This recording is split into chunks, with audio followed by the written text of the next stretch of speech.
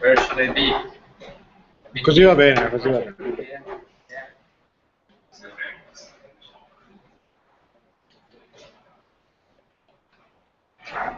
No, questo. Stiamo andando. Ah, right. Okay. Let's start. Right. Hello, guys. Welcome again to TechPeaks Academy. Again, for those who've come already, and for those who don't know what this is, TechPeaks is the local accelerator that we run. It's a people accelerator. We don't take only teams with a business idea. We take also individuals and teams without a business idea. And this is the only international public accelerator in Italy. We run it thanks to the funds of the local government, the Autonomous Province of Trento. This is the second round we run, and we will start a third round with a call next autumn, for those of you who are interested. Right, so what we do in the TechPeaks Academy events, we involve the mentors who come here for TechPeaks teams to speak to an open public. So this time it's our pleasure also to involve the startups that came with the EIT ICT Labs outreach program. So thank you for being here.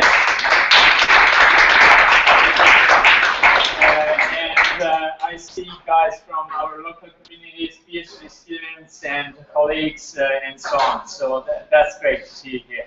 Right, so we have two fantastic mentors tonight that will give a talk as it's traditional. Well, Vito, that is going to come in a second, will be broadcast. So we're also on YouTube now. Whereas Patrick, the left, will not be broadcast. So after Vito, we'll stop the recording and the broadcast. So it's my pleasure to introduce you to Vito Mele. Vito is an Italian serial entrepreneur, starting like 3-4 companies. Well, you tell us better in a minute. And he's done an exit last year. Is looking for his next big idea, and we're very lucky to have him here tonight. So thank you, Vito, for being here.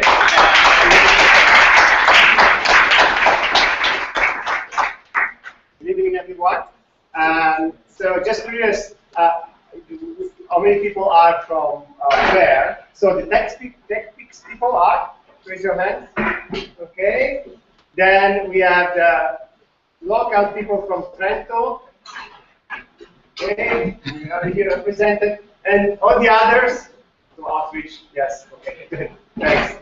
Yes, thanks for coming by. And I was here today because there was a meetup with TechPeaks specifically, but we took the chance to have a larger session in the afternoon. So. Today in the morning, I introduced myself already, but I will just shortly say who I am and why I think they invited me here. I think they invited me here because as Paolo said, I'm an entrepreneur, and I started up a few companies in the past. Actually, only one of the companies I started really worked, so I'm not sure if you can call it serial, based on the start or the ends. I think it should be based on the successes, or not, I don't know. Anyway, so after the only company that worked so far is called jobracket.com, which is a job search engine. So it's a site where you go, you type the job you're looking for, where you look for, you see just the results, you click on the results, and hopefully you find a job. And this company, we started in 2006, and it became relatively big. And with presence, we have sites in 50 countries, quite a good traffic, and about 6 million EBITDA. And actually, the company, we sold it to a British media group called Daily Mail. It's a big British, yes?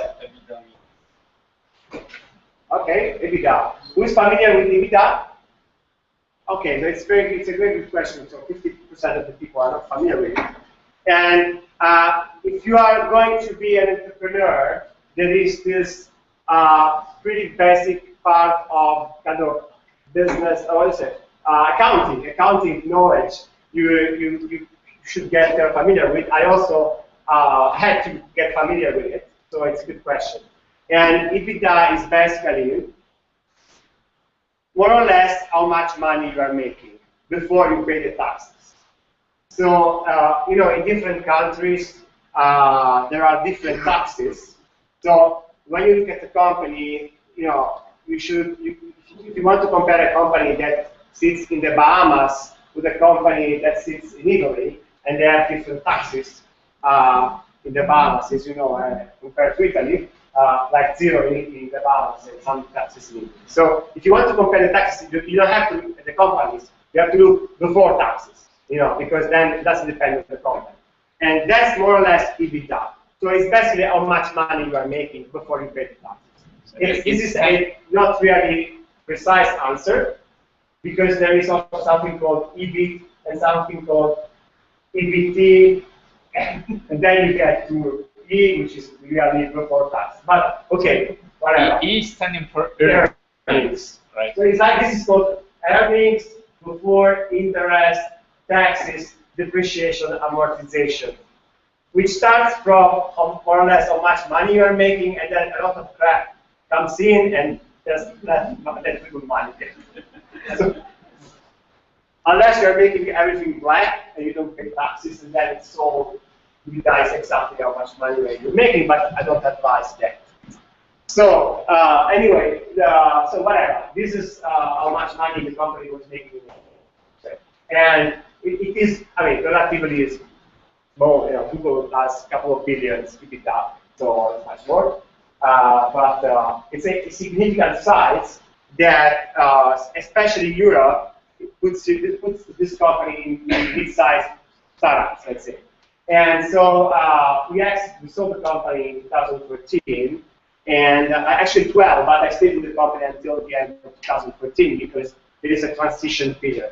Typically, when you sell a company that you have created and that you are very much involved into, the buyer wants to make sure that you just don't drop, you know, everything and go away. So they keep you inside until they have enough of their own management in the company that they can continue the company on the same trajectory, even without the founder. So since January, I am actually unemployed, and I am kind of like many of you that are probably considering to become an entrepreneur, to start a new company. And after you know, going a couple of phases from sleeping a lot and then getting bored, at first having fun, then getting bored, and then finally I am in the phase after a couple of months that I think I will try to start a new company. And so that's why I'm really in your situation, in the sense that every time you start a company, you have, you know, challenges like finding a good idea, good partners, you know, building up, and all the risks associated to it. And I think that's really the fun, you know. This kind of stress, it's also the fun of, you know, gives joy to life. So I enjoy this kind of situation. Okay, so I was invited here I mean, to share my experience from the past, mainly from this company. Although this morning I talked about previous failures, so I had like 2-3 failures and then one success. Also to say that, you know, you never get all the pies baked well. You know, sometimes you don't take it well. It's okay. All right. So one thing that I also shared were some lessons learned, and we talked this morning a lot about building the company incrementally. So, you know, step by step. First, don't build a giant product and then discover that nobody needs it. Build the product little by little. Try to find out as soon as possible if it makes money, if you are going to get a salary out of that product.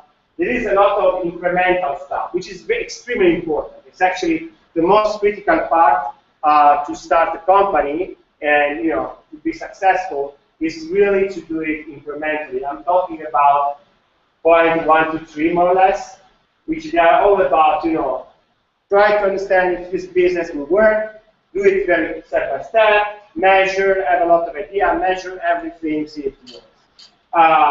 Then we talk a little bit less about these 2 points. One thing was about people, and and I will not talk a lot about this now because the session of this evening is actually focused on point 5.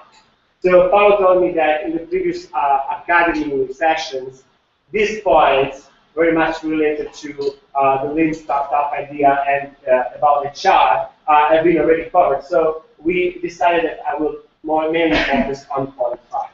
So point 5 is about starting small, as we said. You never should stay closed in a room, build a giant product, bring it out, and then find out nobody needs it. You should be starting small and go step by step. So it's very important to start small, but whatever you do, whether it is technology, whether it is building sales people, whatever you do, even if you do it step by step, it's very important that you have also a long-term idea of how you could do it if you had infinite resources, Because many times, how many of you are technical people, for example, just to make an example that most of you understand? Probably I can make this example, but that will not make it very technical. Even the non-technical people, if they had a discussion with a technical person, probably they have crossed this thing. It's like, we want to build a solution, we want to implement something, right? And typically, a technical person, which is also to honor their profession, typically a technical person will come up with a very high-end solution, very generic, very beautiful from a professional, from a technical point of view, that can work also in the future and can address many problems that have not been even foreseen. So a very sophisticated solution for probably what is a very much smaller problem to check. Okay. So if you're a technical person, I am a technical person originally. I come from computer engineering. You always dream a nice, implementation, very nice, beautiful, sophisticated, and that drives you. It's beautiful to do that. And if you're not a technical person, you are much probably having a fight, an argument with a technical person who would say this will take 2 months because I will make it very beautiful, and you just need something simple. And so, although it's very important to do things simple, nobody prevents you to think big. You don't have to implement the things, but if you have a great idea in mind, keep it. Because if you always look short to a small step, you don't look far, you won't go far. You will make much more mistakes, you will stop, you will trip on obstacles, you will not go in the right direction. These things I think, applies to everything in life. I don't want to be a philosopher now, but in general, it's very important, to have a long-term idea about where you want to be. When you do the job interviews, they ask always these HR people always ask the question that looks a little bit silly to the candidates. Where do you see yourself in 5 years? And everybody makes this kind of questions in the job interview. And actually, if you ask it superficially, it's a stupid question. But if you look deeper, it's very important that you know where do you see yourself in 5 years. And actually, it's a very hard question to answer. But if you ask yourself these kind of questions, it really helps to develop where you're going. This morning, I made an analogy to sailing. It's another real-life analogy. You can make thousands of analogies. Whatever. You can make the analogies about Christopher Columbus when they went to America, right? They had this great idea. They went to go somewhere. They didn't even know where it was, but they wanted to go west and find something. And although they had to make sure that about a lot of very basic things, step by step. They put the crew and get the boats and so on. And they were in the water, going with unknown winds somewhere, with a lot of troubles, and the crew going crazy. The only thing that saved them is having this big vision and this long-term idea to land somewhere west. So really, in life, it helps you to have this long-term goal. And in companies, If you have just a long-term goal, you will be called a visionary. You will be able to, make nice pitches and inspire people. But if you only have a long-term goal, you will not be able to build any company yet. You will be just a chit-chatter. If you have only a short-term goal, you will be, somebody always hacking things, making it true, but you will never be able to build something great. You will go through life, probably will make some money, but you will never build something great because you're always head down, fixing things. So only people that are able to have a long-term vision and inspire and have a way, at the same time, they're also able to keep it there in the fridge and work on small things. Only these kind of people are able really to build great companies. And if you don't do that, if you don't try to ask that, somebody else, whatever business you are in, will probably do it, and it will pass you over. So, I mean, it's not a threat, but it's something that sooner or later will happen, and you better be the person doing that. It's not difficult to think big, because it's just a mental exercise. You have to ask yourself questions and write down questions and have some answers. That's it. You don't have to do anything physical. You don't have to, back to the example of technology. You can think a very abstract, nice system. Don't implement it. Keep it in mind, and when you do, small things, try to do them in the right direction. So it doesn't cost much. It's just a good exercise. So more specifically, companies can have tools to do this process systematically. And when you are two people in a garage playing around, probably nobody is going to ask you this. And so you don't think about it. You just don't do it for yourself. You don't think about it. But as soon as you start raising money, you go to sit around, especially if you go to round A. As soon as you are going to have professional shareholders, they are going to ask you, can you, provide a strategy plan or something like that, or a strategy book, strategy document? What's your strategy for the next year, for the next 3 years? And so this big question come up. At the same time, when you are going to have, if you do a good job and you will have a growing company and you will have to hire people, they are going to ask you, what is this company about, and you can say, yes, it's just a job, you come here 8 hours, you get the salary, and that's okay. But if you're able to tell them this, big idea you have, that you're going across the Atlantic Ocean and discovering a new continent, these people, you can flip them totally. They're gonna come to work double for you because they have something big.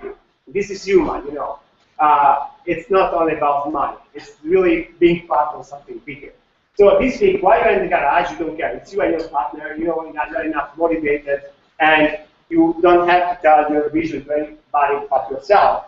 But as soon as more people come in place, this is very important. So what I'm going to do is to give you a tool, which we actually, it's not a tool from university. It's a little self-act tool. We just invented it. I don't know if it is formally correct or not. It just worked for us. But probably the good thing of it is that it's very practical. Because when you talk about, this think big strategy, visions, these are all abstract things that, people cannot really relate to. It's cool to talk about these words, but I mean, what the heck? I need to make money for my salary. So we developed this very concrete tool trying to bring these big things up there in the clouds to concrete, useful things. So we will talk about strategic planning. We will go through basic questions. I mean, it could be 100 different questions. I just put these 5 questions, which look very nice because there's what, why, how, when, who. But it could be 100,000 questions more. So it's just a way to go through it. So the first question is, what is strategic planning? As I said, sooner or later, somebody, either some shareholders, some investors, or probably employees, they're going to ask you, what's your strategy? And you need to come up with something. And you actually need it for yourself. But if somebody asks, then you have to do it. So it's very simple. As I said before, it's about defining the end destination. So it's like going to on the other side of the Atlantic Ocean and planning. mistakes, if you see some mistakes, planning some errors, planning the actions to reach the destination fastest and safest, okay? Because these two things are very simple, you know. When you want, if your final destination for the company is to build a multinational company with offices in 10 countries, let's say, the fastest way to do it is to raise 10 million euro if you get somebody gives them to you, if they're crazy enough, and to open the offices. Yes, then you are a multinational company, but it's not the safest way because you know if you don't have any business after 10 million euro, you're done. So it's the fastest way, but not the easiest way, the fastest way. The safest way is to build one office with one person that pays his salary, their salary, then as soon as you make a little bit more money, you add another person and so on. This is very safe, but it's very slow. Until you have 1,000 people, it's too long. So it's this thing you have to decide and deciding the strategy. This is strategy, not strategic planning. The other question is, why do I need a strategic plan? So I said, somebody is going to ask you, maybe your investors are going to ask you, hey, give me a strategic plan for your company. Maybe your employees, but in general, you need also for yourself. Or in general, you need for everybody you're going to talk to. If you are able to tell exactly what your company is doing to improve the world in a few words, and if you are able to describe this as, one very big thing that improves the world, it's not so complicated, but it's a story that you can tell to everybody. You can tell it to yourself to make sure that you're focusing on the right thing. Example, let's say you build a company for, I don't know, let's make a simple example. Let's say you build a company to sell, this morning I had the example of water, right? So you invent pink water, very cool product, and you have a company because this pink water will change the world. Will make whatever, drinking funnier, and people will drink much more water, and they will be much more healthy. So let's say this is your vision. You want to have people drink 3 liters of water every day by making pink water. Okay, it's a great vision. Billions of people drinking pink water. So this is the idea you have. So if you end up then one day, because a client asks you, can you please produce pink tea? And you end up producing 100 liters of pink tea because you will make some little money. It's not your idea, So are you really focusing on the right priorities, or are you getting lost now for 10,000 euro because somebody asked you to produce pink tea instead of pink water? So this helps you. As founder, keep being focused there. The investors are going to come up with crazy ideas all the time because they're always worried that maybe pink water doesn't work. So they're gonna say maybe we should produce whatever blue water, because I read an article the other day that it's everything blue. It must be blue. And so you say no, wait, this is our vision. We share this. We should go this direction. We should go west in the Atlantic, not south to to Africa or something. Employees, you have to remind them, because every time employees take decisions, when you have 10 employees, 20 employees, 50 employees, you lose sight of them. You don't know what they do every day. You are on Facebook, you are taking decisions, you don't know. So when they take decisions, every time they decide something, these people in your company, if they don't have the great principle, they get lost. For example, there is a salesperson, and this salesperson is supposed to sell only pink water, but he makes a deal or she makes a deal where instead of pink water, he can sell empty bottles. And he's like, yeah, it's a great deal. I will make my monthly sales targets. And he starts selling empty bottles, And when you have 100 people in the company, everything possible can happen. The most crazy thing you don't think as the founder can happen. So the only way. What is the craziest thing that has happened to you? Yeah. For example, one crazy thing that has happened. Let me think about it. For example, translating the website in many different languages, which is very basic. You take an interpreter and you get the whatever German translation or the Russian translation, whatever. come on, it's the same website, so I mean, more or less, it's the same product. And you know, translating the, and luckily, you know, I speak like German, English, Spanish, so some languages I can cover that. Still, you know, I don't speak Russian, so cross finger. But like, I take an English speaker, a very good person, really. She's one of the best employees, but because she's not expert of translating websites, she goes and translates, you know, visualizza, which is an Italian word, which corresponds to view in English. So if you go to Microsoft Word, you know, the menu is called view in English and visualizza in Italian. And she translates visualize in English. And so the website says visualize job ads, which in English means like, you know, close your eyes and visualize job ads. And if you translate the site so bad, you know, it doesn't work anymore because they used to say, it's this crap. This has been translated with Google Translate. No. So, you know, even this stupid thing, you know, very simple, very silly things, I mean, nothing, nobody, you know, just doing something terrible, but a lot of these small things, you know, can really create, you know, break down your initial idea.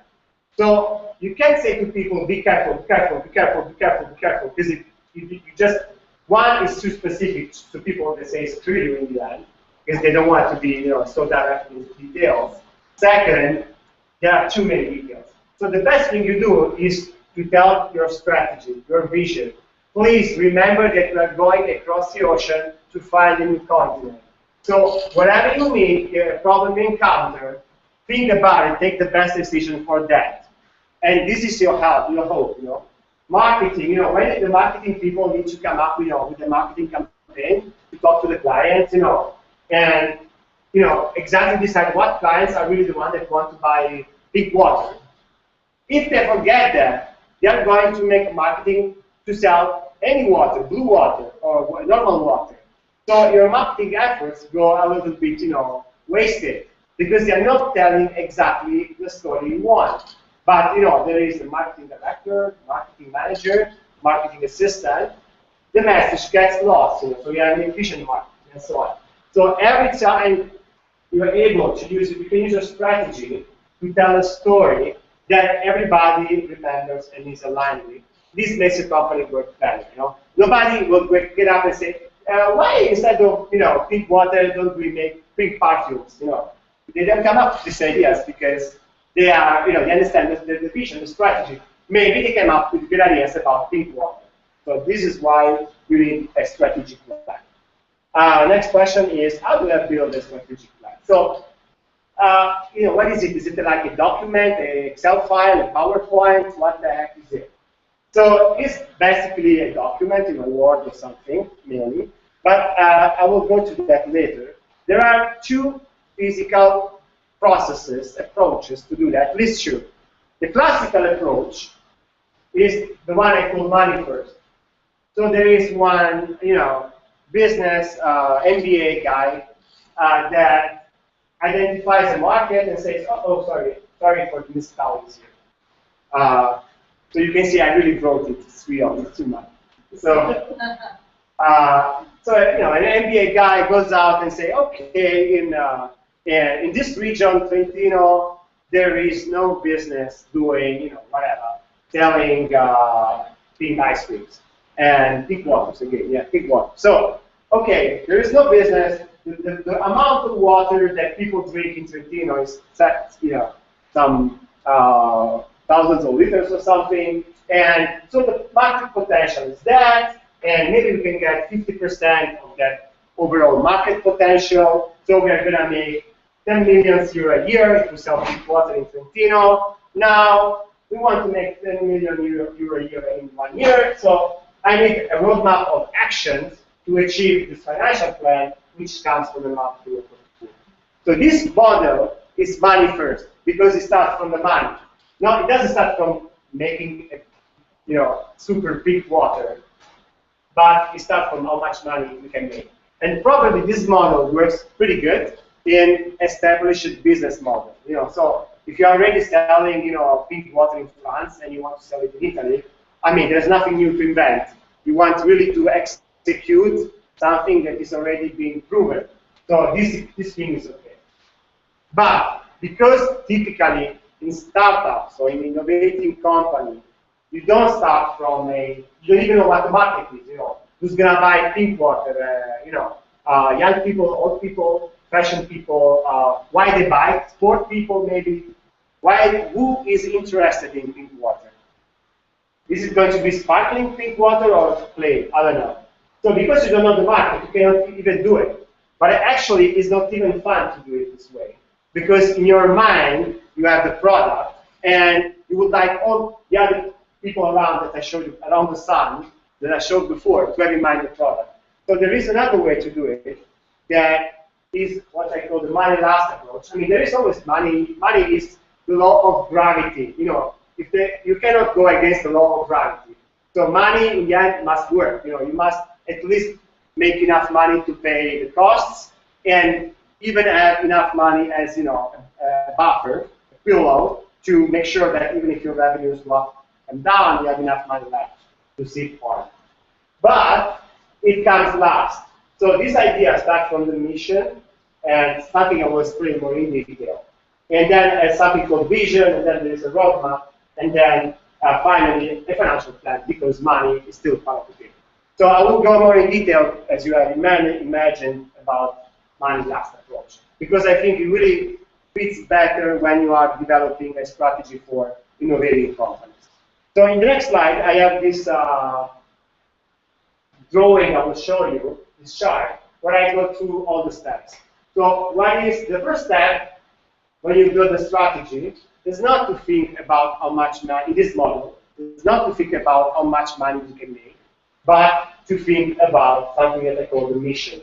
There are different ways. Sometimes I call it mission, sometimes I call it purpose. Anyway, this is the problem we aim to solve. So, for example, in the case of my previous company called Job Rapido, because it was a job search engine, we thought a lot about the mission. But then we decided that the mission of Job Rapido is to help all online job seekers in the world find a job.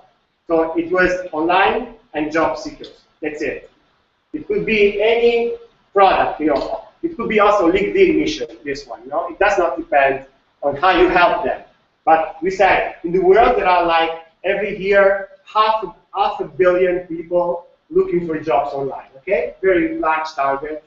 And they are online, and they are looking for a job. We want to help them all.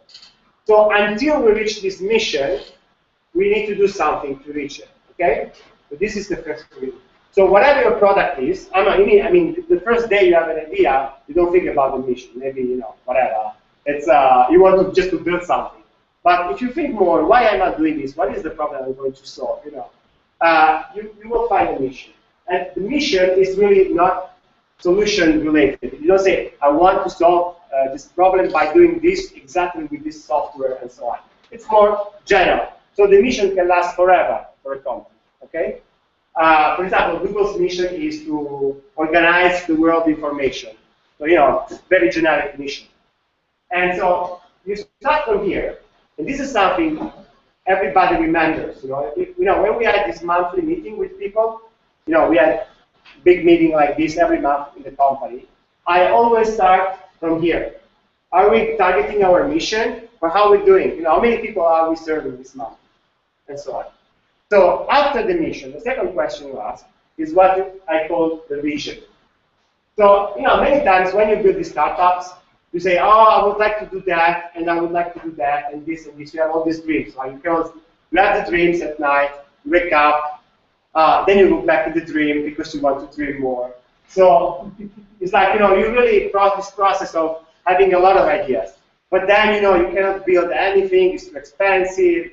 It takes time. I need people. I need resources. It takes a long time to build things. And it's true. In fact, I said you have to start very small. But don't do the mistake to mix these two things.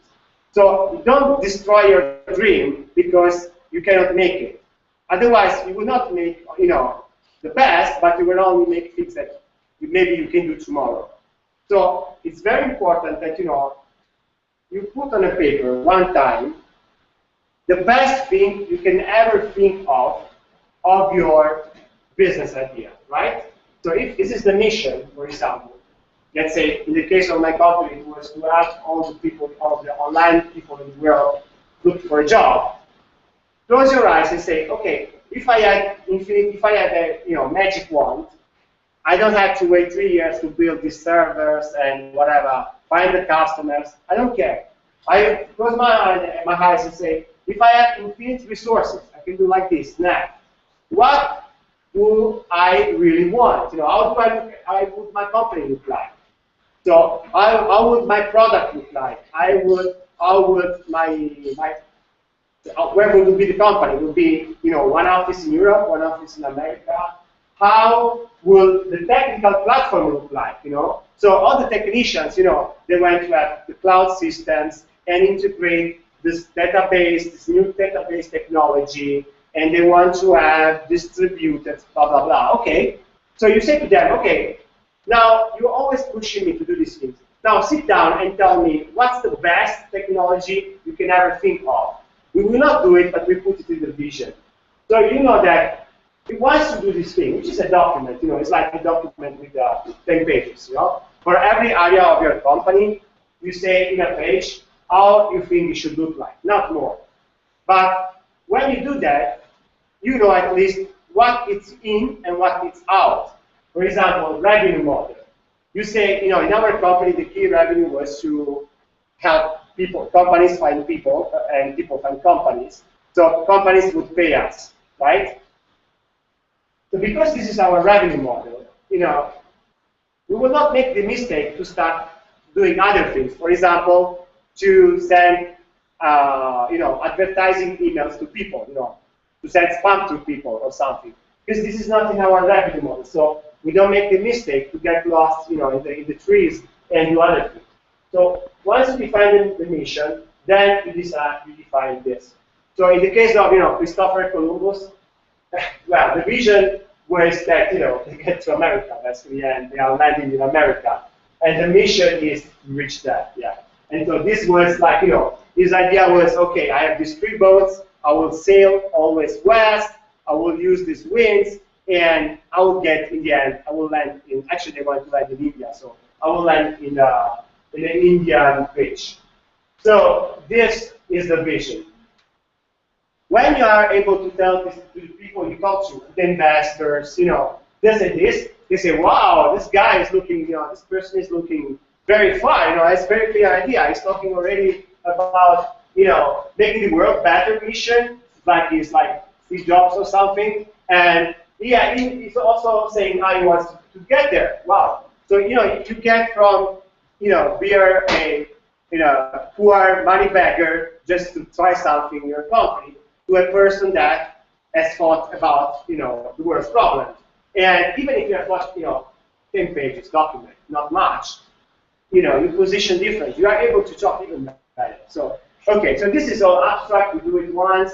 Typically, the mission is one forever. You can help job seekers find a job. In our case, in our company, in different ways. You can always help them. There will be always job seekers and jobs to find. This pretty much long term until you get all these nice things that you dream of. Maybe you need 3 years, 5 years, but you have it. But now you need something more concrete to do to go ahead day by day. So what you do is to take this as a puzzle, all these nice things you dream of. Then you go with the elevator to first floor, ground 0, and you say how much I have of this dream right now in my reality. Okay, if you're a startup in a garage, you have 2 people. Maybe you have very little. You have some little product, some little tech. Maybe you don't have HR or whatever. You don't even have a platform. You have some tech, something together, and you don't have much of this. But you can say the things we have actually had a little bit part of this. So we are in the right direction. We're going west. We're not going south. We're going to discover the continent. Sometimes you have even things that are outside your vision.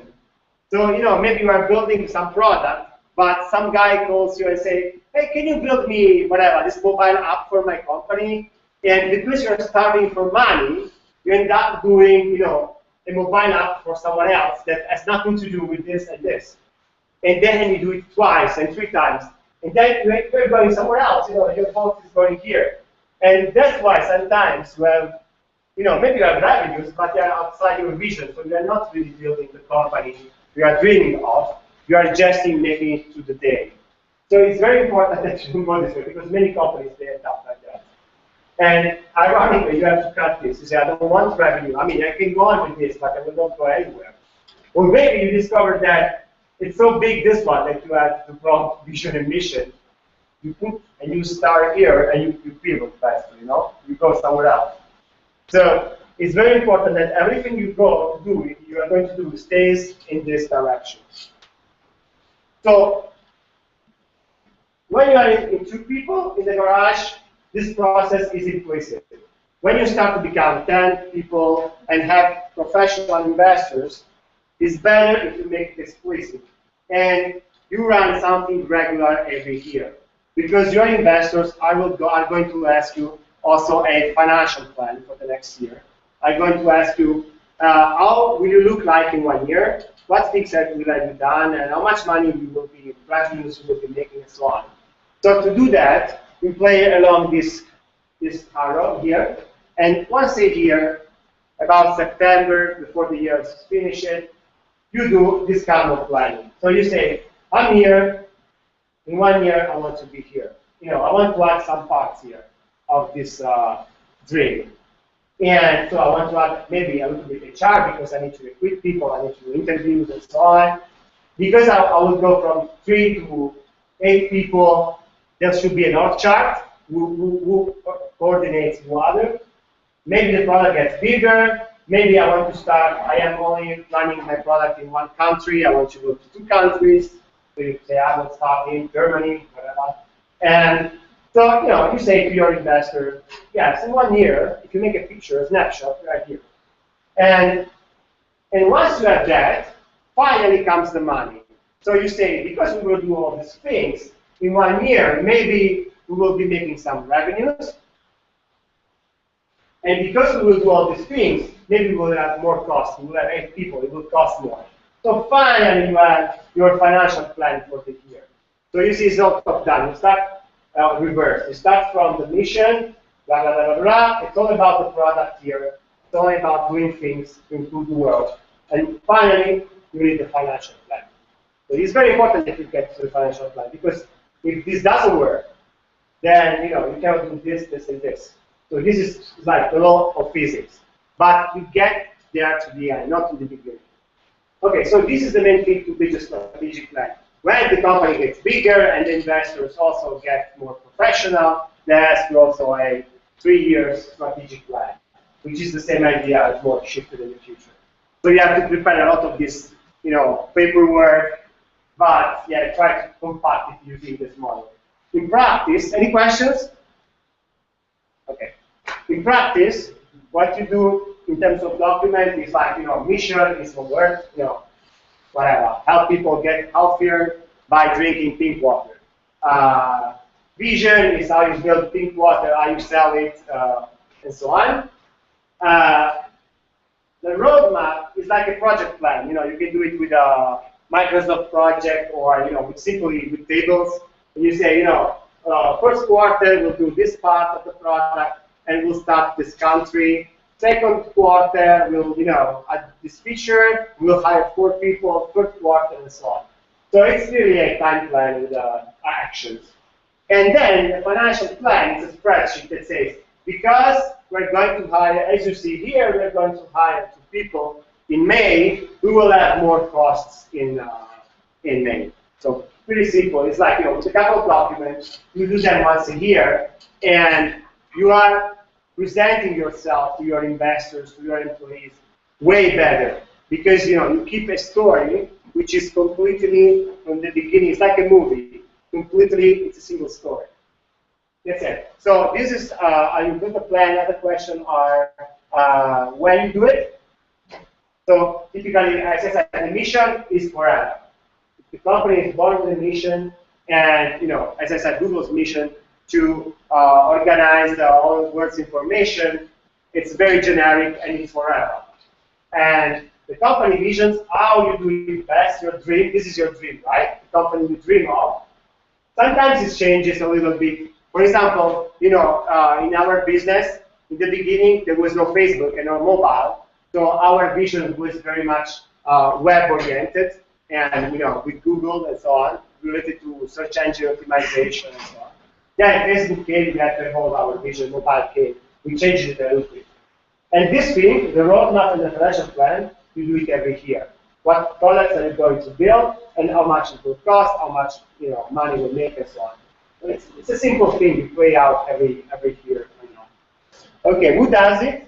I mean, now you are probably just here around here, so there's not many people. But typically, when you have a company with investors, they want to look after you. So there is a board, which typically is yourself and the investors. And then it's you, and then hopefully you have some top leaders, like. So CEO is #1 responsible for the vision, which is basically the business. That's the start, yeah. At the start, and then yeah. The business model. Yes, exactly. Yeah, all right. Okay. So yeah, the CEO is #1. Where's the mission? CEO is #1. Where's the mission?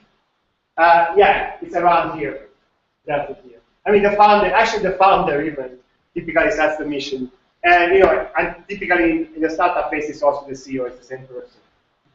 And so really, it's very much about the leader. This is the iconic figure, the protagonist of the movie, the one that goes around, keeps people, enthusiastic, tells the story to the investors, to the employees, to the press, to anyone.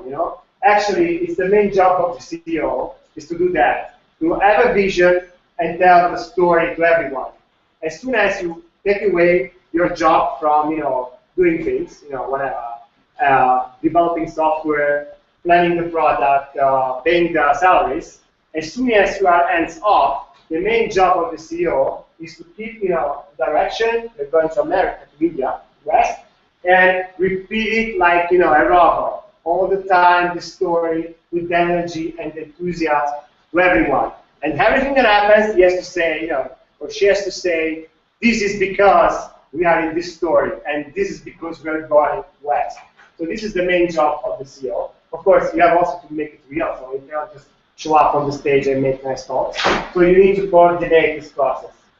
And you coordinate it down because you are going to ask to your #1 technical person, okay, tell me your vision for technology, tell me what we will do in technology in the next year. You're going to ask, your product person, tell me the feature for the next year. So, the people that report to you in the first line, your leaders, are responsible, for their area.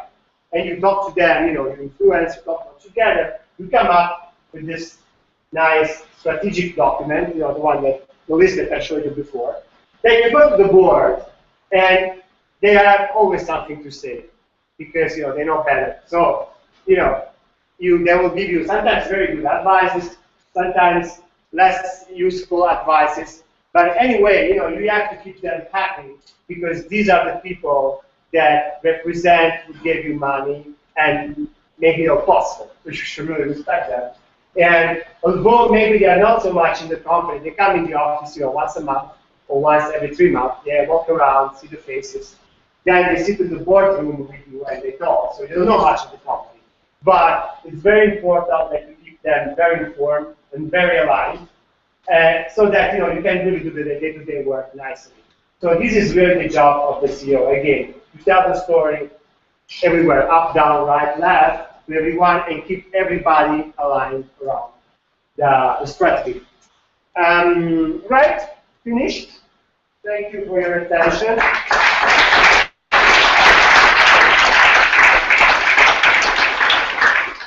If you have any questions or you want me to go back to the slides, whatever. Yeah, I have a question about keeping focus on the vision. You give example that you can make a new. Let me go back to that slide for other people. Yeah. The vision something like a software hub for other people. But what in cases when you don't have any budget, you are just starting, and you don't have any funding. Yeah. How to balance this? Okay, so that you have to do something for others. Yeah. Yeah, you know, I call it selling drug in the streets to build a legal business in the future. Yeah. Basically. So basically, sometimes you have to do it. Yeah, you know, but you have to be very critical about it. You know, because you know, for example, there are many companies, agencies that they start with an idea, then they get compliance, and they start working on projects for clients, and they never get out of that loop. You know? They always dream to create a product that never happens because the clients are very, you know, they pull that. So it's a very, and if you realize that you're in that situation, probably, you know, it's not feasible. Do it. You know, give it up, do something else. But it's actually, it's a real discipline. If this repeats, for example, when I was in job practice, the first year, we went in the garage, it was me and 4 trainees, you know, young people straight to university. We were supposed to build this, you know, international job search engine, but an Italian client, they asked us to put the job ad, okay, that we can do it, but take all the CVs and, you know, check them manually. It was like 5,000 CVs manually, and enter them manually in their own system, you know, which was more, you know, structured. So all the company for 2 months was completely doing this shit job of, you know, typing in the CVs. And I mean, we had to do it because it was the biggest, the first time we had a big client, you know, a very big brand. And so it was Finmeccanica, an Italian big company.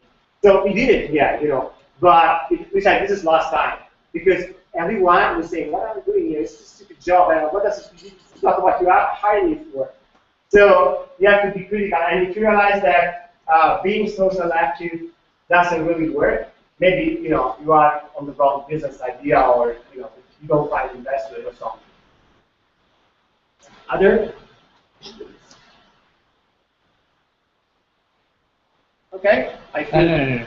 There is more. In case I have one, I always like to, yeah, I always like to stimulate a bit.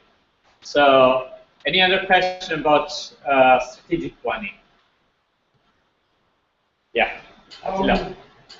Realistic, or how optimistic should we be with financial planning, especially if you want to raise initial Optimistic should be with the financial planning. So should you be like very conscious about keeping your burn rate down and demonstrate to your potential investors that you are very cost conscious, or should you breathe with them? like when you talk about this one. Financial plan. Okay, financial plan is near here, right? So it depends on what kind of investor you are looking at. Like, you know, for example, in this, you know, in America, whatever, and that's Silicon Valley, so they are more concerned about, you know, taking a lot of money to move as soon as possible from here to here, rather than about how much, you know, money you are saving and how, you know, cheap you are moving. Of course, we want to move efficiently, but between, you know, taking 10 years to go from here to here, spending, you know, 1 million a year, and taking 1 year, spending 10 million, you know, they say, no, you're stupid, you know, go fast. You know, maybe in less developed, you know, markets, the investors, you know, they just give you 10 million. So you show them that, you know, you have this big vision, but you show them that you want to get that. Don't worry, you know, I will not burn your money. I will be careful, so you go step by step. So typically in Europe, it's more like this, you know, very show that you are, you know, big smart, but in America, if you are too slow, you know, it's not interesting, you know, you're wasting your time. So it depends on the kind of investor. Is it about financial plan? Is it about projecting revenues or projecting costs? Both. Or both? Yeah. Okay. So the financial plan, the most basic financial plan is, you know, 3 lines. It's revenue, costs, money left. You know, it's very basic to the home economy, let's say, domestic economy. So of course, you know, you start to break it down. If you have, you know, different countries, you break revenues by countries down, or, you know, if you have slightly two different products by product. If you have costs, you start to break down cost for people and cost for anything else, and so on. But essentially, yeah, you put these numbers, and these numbers are a consequence of what you are doing. So if you plan to launch, to launch in June 2015 a product, and then you say, okay, I will have to hire a salesperson in June 2015 after I launch it to sell it. Then you say, okay, from June I will have an extra cost because I will have a salesperson, and maybe she'll be able to sell the first contract in November. So in November, I put some extra revenue. And so, using this plan, you can really easily come up with the financial plan. Maybe the financial plan turns out that you're going to lose 1 million, you don't have 1 million. So you have to go back and say, oops, let me do something little less here so that I can, stay in my budget. Right. Any other question? Luis? When do you think it's the best time to create a plan like this? Okay, I think you can do it from the start, but the amount, the depth changes. So in the very start, this thing is like two slides, whatever. It's just something very comfortable that, when people are going to ask you, what are you going to do?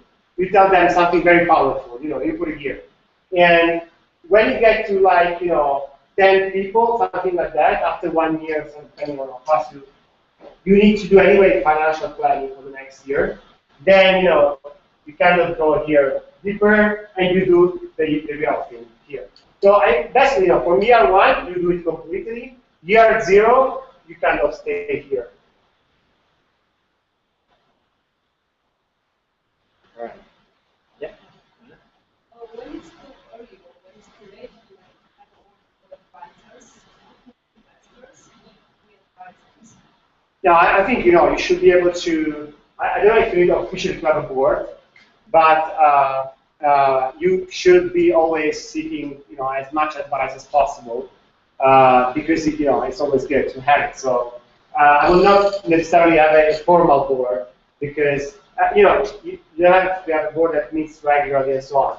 But sometimes if you know a lot of whatever experts, you can say that they are your advisory board, so that when you go to investors, they say, so you can ask people, can I call you part of the advisory board? It's more a trick. But the concept is that the more expert people you can talk to, the better. Yeah. Pavel? How do you justify risks in both financial and just in your regular plans? For example, if you build a plan for 1 year, and let's say, for example, you need to hire a salesperson or somebody, and you really need somebody like genius, and you just like, you need to do it, for example, in 1 month, but 1 month passed, and just nothing happened. You didn't find something, and so on. So like, how do you actually plan your kind of negative? Sure. Negative. Yeah, okay. Percentage, or it's kind of, No, it's a gut feeling. Okay. No, so when you have this gut feeling, so the solution is to, when you have something that you cannot really foresee altogether, you break it down a little bit. Instead of predicting with your gut one single big thing, we try to predict 3 small things. So, for example, this salesperson, and say you can say, we break it down. How many calls, how many clients, potential clients, can this salesperson contact? And how long can it take before someone signs a contract? And how long can a contract? How much can a contract be from 0 to 10,000 euros? And now you have 3 things that you can predict with your gut, but at least you don't end up saying that in 1 month everything will happen. You say, okay, come on, I need to call at least 100 potential companies to get 1 client, so that will take 2 months already. Then out of them, blah blah blah, and you have a more specific projection, more or less like that. And, yeah. Also, in addition, for example, what about risks? Like, for example, you have a CTO, which is responsible for the technical side, and there's should you even think that this person can be really sick? Yeah. And like, for example, in this kind of situation, what should you do? What would you do? And so, like, okay, it can be sickness of your like very key example, you have an office, this wonderful building, and then just to let one who's coming, okay. Yeah, anything can happen. Like in startup especially. Just, I mean, yeah, I'm just interested in hearing like how do you put it in your plans, and do you put that in this kind of stuff in your plans? Yeah, honestly, you don't go crazy about it, especially in a startup phase. I mean, it's a venture, it's called venture, so in fact, if you have investors that kind of get a little bit crazy about those details, you have the wrong people. I mean, they should accept a reasonable amount of danger and a reasonable amount also of ambition, which brings you to have too ambitious goals, which you wouldn't make it. So you can use a little bit this technique of breaking down, but the thing that somebody can get sick, okay, leave the company, do it, you are like a startup. So maybe just make sure you have also half of the money you have will be left, or something for any emergency. But at some point you don't go to maniac about this. Otherwise, everybody gets a little bit worried. You need to get a bit crazy and do it. But we'll do it. Yeah. All right. I think I will retire because Patrick is in. Thanks. All right. No, but.